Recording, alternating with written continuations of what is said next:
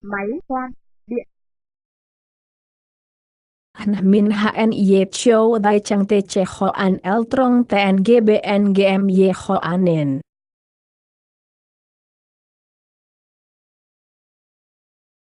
He Yem Bo RNGM Ho An In CCNHCHCCHN VOCNHCTTRCKHI Ujung Fich. Ngo Ira. Ho An In Ceta ICM.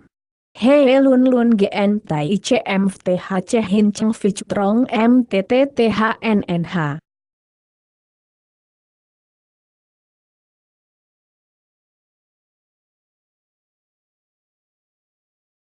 Im CN Luye Anton.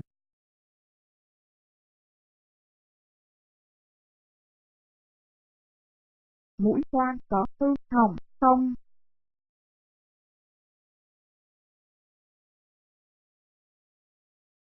Công tắc có hoạt động bất thường không?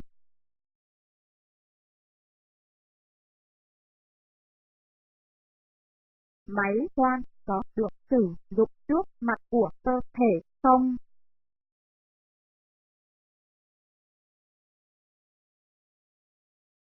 Tư thế làm việc có an toàn không?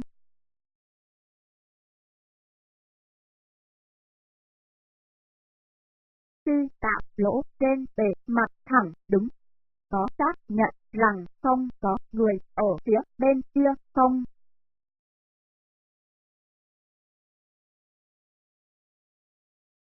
Các tay ra có phải là ta nói không?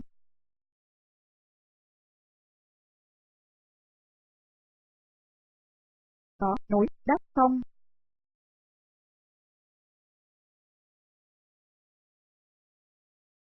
Vật liệu có được cố định không?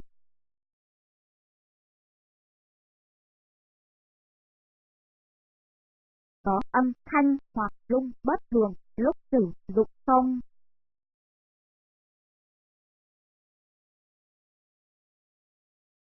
Vị trí của cát có tốt không?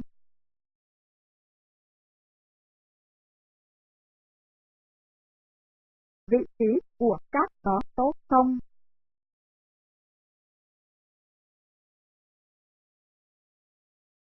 Đây các tay ra có hư hỏng không?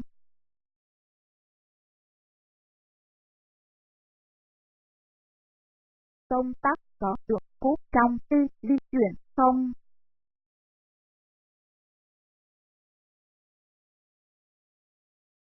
Vết cắm có được rút khỏi ổ cắm